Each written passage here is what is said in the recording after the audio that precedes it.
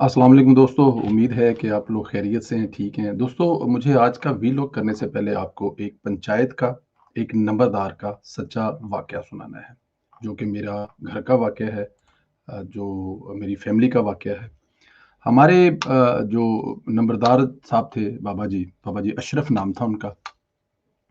अ, अपने बाप के बाद वो नंबरदार बने थे। हमने जब होश सँभाला, तो वही नंबरदार थे। उनकी नंबरदारी के किस्से बड़े दूर-दूर तक मशहूर थे। वो जो डेरा था जिसमें वो दरख़्त था, उसके नीचे कुछ 40 से 50 चारपाइयाँ होती थी, जिस पे सारा दिन लोग बैठे रहते थे। मुफ़्तली लोग आते, अपने मसले-मसाइल बयान करते और बाबा जी उनके मसले-मसाइल हल करते थे। नंबरदार के ज़ुम्मे एक जिसे हम पंजाबी में या शायद उर्दू में मामला कहते हैं, वो जो गवर्नमेंट का टैक्स होता है, वो जमा करना नंबरदार की ज़िम्मेदारी होती थी। अब मुझे नहीं पता कि अभी तक ऐसे ही है या नहीं, लेकिन वो नंबरदार की ज़िम्मेदारी होती थी। बाबा जी वो टैक्स इकट्ठा करते थे और गवर्नमेंट के खजाने में जमा करवा देते थे। मैं यहाँ पे बताता चलूँ, बाबा जी के एक बेटे जो हैं, वो चौधरी मोहम्मद आसिफ संधीला साहब पाकिस्तान नेवी के हेड रह चुके हैं, रिटायर हुए हैं। वो इसलिए बताना यहाँ पे मुनासिब समझा है कि बाबा जी कितने बड़े इंसान थे कि उनकी औलाद कहाँ तक पहुँची।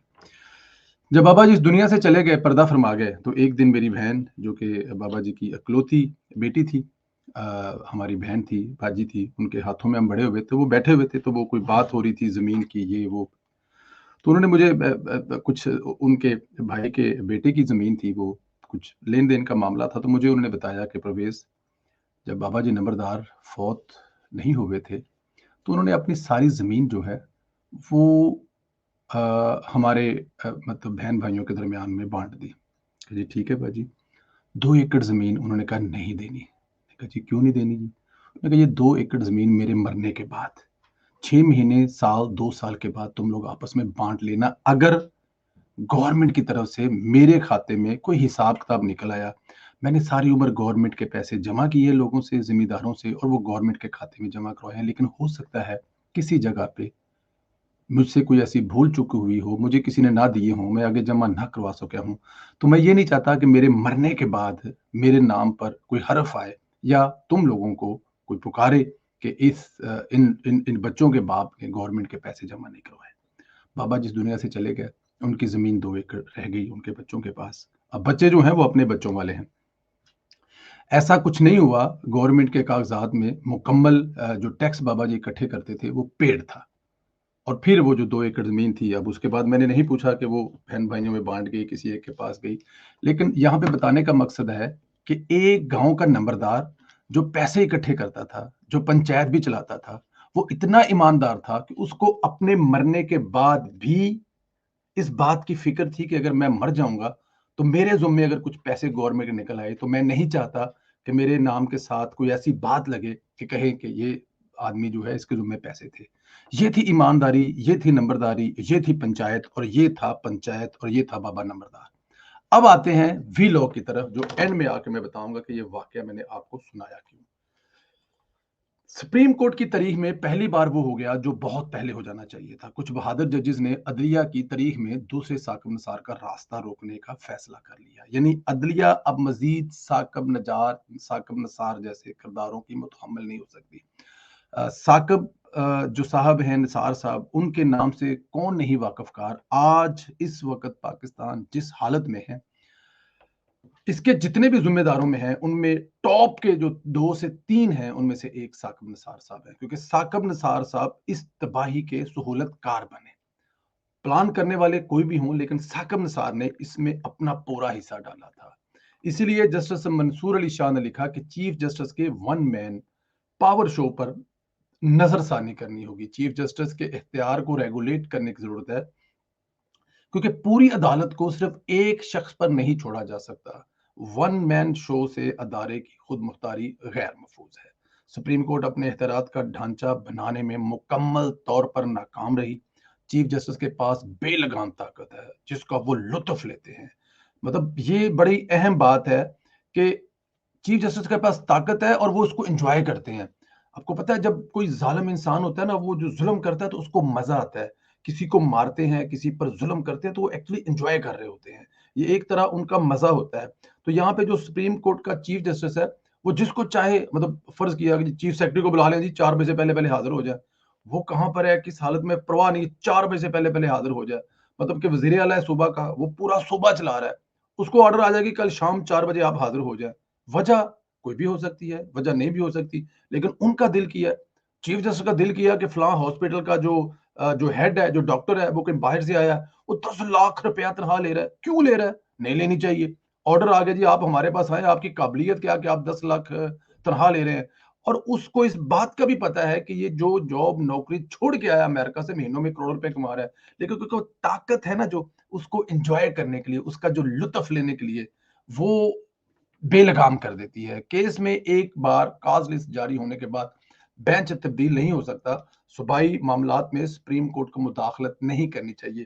یہ وہ پوائنٹ ہے کہ صوبائی معاملات میں سپریم کورٹ کو مداخلت نہیں کرنی چاہیے. منصور علی شاہ صاحب کا اس حوالے سے ایک ویڈیو شارٹ بھی ہے, وہ بھی میں مطلب سنایا جا سکتا ہے, لیکن شاید آپ لوگوں نے سنا ہوگا. یہ بہت اہم چیز ہے, اس میں کوئی شک نہیں ہے. جب صرف ایک شخص کے پاس ساری پاور ہوتی ہے تو وہ ایک گالی بن جاتا ہے, وہ شخص ڈکٹیٹر بن جاتا ہے, جیسے ثاقب نثار بن گیا تھا.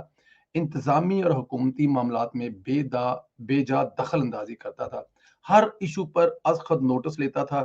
کبھی وہ ہاسپٹل ٹھیک کرنے کے لیے ہسپتالوں کے اچانک, اس کا کچھ لینا دینا نہیں ہسپتالوں سے, ہسپتالوں میں آ کے ڈاکٹروں کو ذلیل کر رہا ہے. پھر ایک دن اس کو خیال آیا کہ ملک میں ڈیم نہیں ہے, وہ ڈیم بنانے چل پڑا. اس نے پوری دنیا سے اربوں روپیہ اکٹھا کیا, کچھ خود کھا گیا, کچھ ساتھ والوں کو کھلا گیا, حالانکہ یہ اس کا کام نہیں ہے یہ ڈیم بنانا.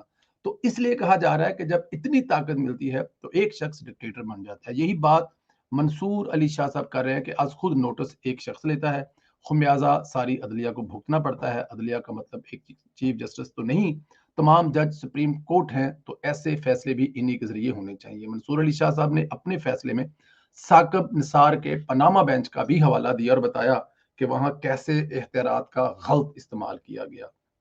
اب پاناما والے معاملے میں آپ دیکھ لیں کہ سپریم کورٹ کا جو جج ہے, چیف جسٹس ہے, وہ ایک عدالت یا دو ایک رکنی فیصلہ کر رہے ہیں, یا ان کو بتایا گیا ہے کہ 6 مہینے میں میرا حکم ہے, اس کا فیصلہ کریں. پھر اس کے اوپر ایک جج لگا دیا کہ نظر رکھو کہ یہ کچھ گڑبڑ تو نہیں کر رہے. جب آپ نظر رکھیں گے تو انصاف کیسے ہو سکتا ہے؟ میں سمجھتا ہوں کہ سپریم کورٹ میں اس وقت جسٹس سجاد علی شاہ والی صورتحال پیدا ہو چکی ہے. یوں کہا جا سکتا ہے کہ موجودہ چیف جسٹس ساتھی ججوں کا اعتماد کھو چکے ہیں. اس کے تحت ماضی کی غلطی فیصلوں کی پاداش میں انہیں استعفے دینے پر غور کرنا چاہیے. یوں ملک ایک بڑے بحران سے بچ سکتا ہے. دوسری طرف پارلیمنٹ بھی سوال اٹھ گئے ہیں. بلاول بھٹو نے مطالبہ کیا ہے کہ یہی عدلیہ تھی جس نے فیصلہ کیا تھا. حکومت کا مطلب صرف ایک وزیر اعظم نہیں بلکہ پوری کابینہ ہے. اس طرح کابینہ سپریم کورٹ آف پاکستان صرف ایک چیف جسٹس آف پاکستان نہیں, یہ سپریم کورٹ کا ہر رکن ہے. اب اس پارلیمنٹ کو فیصلہ کرنا چاہیے کہ کیا ہوگا. بلاول بھٹو کا کلپ آپ نے سب نے سنا ہوا ہے. اچھا, آج کی سماعت کی بات کریں تو حکومت سے پہلے سماعت سے پہلے رات کو نئے اٹارنی جنرل کا باقاعدہ تقرر کیا. بیرسٹر منصور عثمان کو اٹارنی جنرل لگا دیا گیا. یہ وہی بیرسٹر ہیں جن کے نام پر چند روز پہلے چیف جسٹس نے اعتراض کیا تھا. یعنی وہ نہیں چاہتے کہ جو عثمان منصور ہے ان کو اٹارنی جنرل لگایا جائے. چیف جسٹس کے اس مطالبے کے سامنے حکومت نے گھٹنے ٹیک دیے تھے, لیکن اب جب معاملات آمنے سامنے آ چکے ہیں تو حکومت نے عثمان منصور کو ہی اٹارنی جنرل لگا دیا, ان کا بندہ ہٹا دیا ہے. اب دیکھتے ہیں کہ آج کی سماعت میں کیا ہوتا ہے. ویسے میری رائے کے مطابق حکومت کو اعتراض کر دینا چاہیے بینچ پر. منصور علی شاہ اور مندوخیل کے تفصیلی فیصلے کو دے کر اس جو کیس ہے ناقابل سماعت قرار دینا چاہیے. اچھا, منصور علی شاہ اور مندوخیل صاحب جو دو جج ہیں, ان کے بارے میں اگر بات کریں تو یہ دونوں کے دونوں جو ہیں, ان کے بارے میں کسی قسم کی کوئی ایسا سابق ریکارڈ نہیں ہے کہ یہ کسی پارٹی کو فیور کرتے ہیں یا یہ کوئی خاص. ان کے بارے میں مشہور ہے کہ آزاد ہیں, اپنے فیصلے خود کرتے ہیں, ایماندار ہیں, اور ان پر کسی قسم کا اس سے پہلے کوئی الزام نہیں ہے کہ انہوں نے کسی کو کوئی فیور دی ہو. جیسے کہ موجودہ چیف جسٹس بندیال صاحب ہیں, ایک ہی طرح کے فیصلوں میں وہ دو چیزیں کر رہے ہیں. ایک وقت کہتے ہیں کہ یہ گنتی ہونی چاہیے فلاں فلاں رکن کی, اور اسی قسم کے کیس میں آگے جا کے کہتے ہیں گنتی نہیں ہونی چاہیے. مطلب جب ان کو ضرورت پڑی تو انہوں نے کہا جی کہ اس کو ادھر سے پکڑ یوں کر لیں, تو جب دوبارہ وہی صورتیں پیدا ہوئی تو ادھر سے پکڑ کر ادھر کرنے لگا, نہیں آپ ادھر سے نہیں, آپ ادھر سے پکڑ ادھر کر کے لے گئے, کیونکہ اس وقت ادھر سے ادھر لانے والا جو سوٹ کرتا ہے. آپ کو پتا ہے پنجاب حکومت میں جو ہوا گیا تھا یا جو کیا گیا تھا, لیکن یہ زیادہ دیر چل نہیں سکتا دوستو.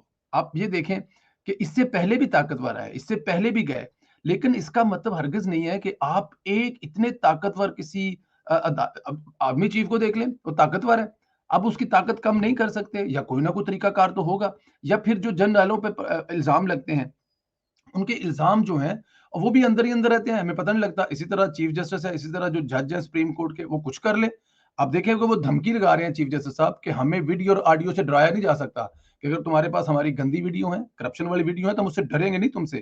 اور اگر تمہارے پاس ہماری کرپشن والی آڈیو ہے جس میں ہم پیسے لین دین کر رہے ہیں یا ہم پر الزام لگ رہا ہے یا ہمارے حوالے سے کہہ رہے ہیں، تو بھی ہم اس سے نہیں ڈریں گے، کیونکہ وہ طاقتور اتنے ہیں، وہ کسی قانون کو نہیں مانتے. مجھے ایک بات بتایا، chief justice of supreme court جو ہے، ان کی بڑی خواہش ہوگی کہ اس ملک میں ہر جمہوری ہو. دیکھیں صبح سے لے کے شام تک وہ کن چیزوں پہ تنقید کرتے ہیں؟ حکومت کے ہر سیدھے الٹے اچھے برے کام پر تنقید کر رہے ہوتے ہیں، لیکن ان پر تنقید کرنا حرام ہے اور وہ پھر عدالت کی عزت کے خلاف آ جاتا ہے. یہ کیسے ہو سکتا ہے؟ چیف جسٹس صاحب چاہتے یہ ہیں کہ اس ملک میں ہر بندہ جمہوری ہو، وزیر اعظم جمہوریت کو لے کے چلے، اپوزیشن لیڈر بڑا اچھا ہو، جو افسر ہیں وہ بالکل ٹھیک ہوں، سب کچھ ٹھیک ہو. وہ خود اپنے اوپر دھیان نہیں دیتے. یہ ایک بہت بڑا پرابلم ہے. لیکن پہلی دفعہ ایسا کچھ ہونے جا رہا ہے. آپ دیکھیں یہ 2-3 والا نہیں تھا، 4-3 والا تھا. انہوں نے کہا جی جو آپ نے 2 جج نکال دیے آپ نکال سکتے نہیں ہیں. ہم جو 2 ہم اور جن 2 کو آپ نے نکالا تھا ہم لوگ یہ فیصلہ دے رہے تھے، لیکن جو آپ 3 ہیں انہوں نے وہ فیصلہ دیا ہے جو، کیونکہ آپ کو پتا تھا کہ فیصلہ رائٹ کا ہے اور یہ 4 کریں گے، تو آپ نے 2 نکال دیے. 2 نکالنے کے بعد آپ نے باقی 3 رہ گئے اور ہم 2 رہ گئے. تو یہ صورتحال ساری آپ کو پتا ہے، واضح ہے. لیکن اچھی اور پوزیٹیو چیز یہ ہے کہ ابھی بھی انسانیت زندہ ہے، ابھی بھی جج ایماندار ہیں اور ابھی بھی یہ چیزیں ٹھیک ہو سکتی ہیں. دوستو سپریم کورٹ کے چیف جسٹس صاحب پورے پاکستان کے، کیا ان کو موت کا ڈر نہیں ہے؟ کیا ان کو اپنے مرنے کے بعد اس بات کا خوف اور خطرہ نہیں ہے کہ میرے مرنے کے بعد میرے بچوں کو یا میرے نام پر کچھ داغ لگے گا؟ اگر ایک گاؤں کا نمبردار، ایک گاؤں کا پنچایت کرنے والا، ایک گاؤں کے جو نمبردار صاحب جو 50 سال تک گورنمنٹ کا ٹیکس جمع کرتے رہے، ان کو اپنے مرنے سے پہلے پورا ڈر تھا کہ میں اگر مر جاؤں تو میرے مرنے کے بعد میرے نام پر کوئی داغ نہ لگے، میری اولاد کو کچھ نہ کہے. وہ اس کے لیے اپنی زمین چھوڑ کے جا رہا ہے. میرے مرنے کے بعد اگر میرے کھاتے میں کوئی پیسے نکل آئے تو خدا را ان کو زمین کو بیچ کر وہ گورنمنٹ کو جمع کروا دے. اور اگر یہ گاؤں کا ایک نمبر ایسا کر سکتا ہے تو آپ خود سوچیں کہ چیف جسٹس آف پاکستان کے دل میں کوئی ڈر نہیں ہے، کوئی خوف نہیں ہے. ختم ہو چکا ہے. اس سے زیادہ میں کچھ نہیں کہوں گا. اللہ تعالیٰ کی ذات آپ لوگوں کو اپنے حفظ و امان میں رکھے. اللہ تعالیٰ کی ذات آپ کا رمضان اچھا گزرے. مت بھولیے آپ ایک بھی کھا لیں گے تو دوسری جو ہے وہ کسی ایسے انسان کے کام آ سکتی ہے جو ایک کھانے کے قابل بھی نہیں. اپنا خیال رکھے. اجازت دیں، انشاءاللہ پھر بات ہوگی.